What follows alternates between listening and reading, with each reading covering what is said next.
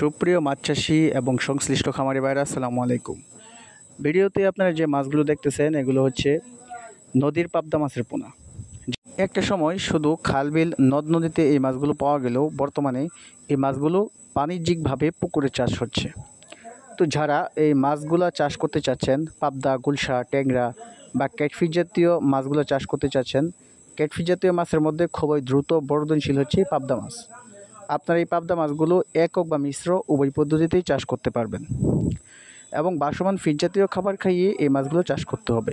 মাত্র 3 থেকে 4 মাসে আপনারা এই মাছগুলো বাজারজাত করতে পারবেন, কেননা পাবদা মাছ খুবই দ্রুত হারে বৃদ্ধি পায়। তাই এই মাছগুলো 3 থেকে 4 মাসে বাজারজাত করা সম্ভব। আপনারা রুই জাতীয় মাছের সাথেও এই মাছগুলো চাষ করতে পারবেন।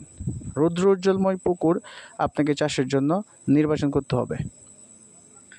সব ধরনের খাবারই খাই, তবে 30 থেকে 35% বাসমান ফিড জাতীয় খাবার খাওয়ালে এই মাছগুলো খুবই দ্রুত বৃদ্ধি পায়।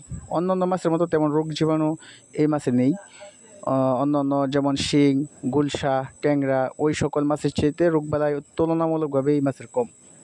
তো যারা এই মাছ চাষ করতে চাচ্ছেন তারা নূর মৎস্য হ্যাচারিতে যোগাযোগ করতে পারেন। এই মাছ চাষ সংক্রান্ত যে কোনো ধরনের তথ্য ও পরামর্শের জন্য এবং চাষকালীন সকল ধরনের মাছের পোনা নিতে হলে আমাদের কাছ থেকেও নিতে পারবেন। যে কোনো সাইজের পাবদা মাছের পোনা নূর মৎস্য হ্যাচারিতে পাবেন। তাই মাছ চাষ সংক্রান্ত এবং মাছের পোনা ক্রয় সংক্রান্ত সকল তথ্য ও পরামর্শের জন্য নূর হ্যাচারিতে যোগাযোগ করেন। ধন্যবাদ সকলকে।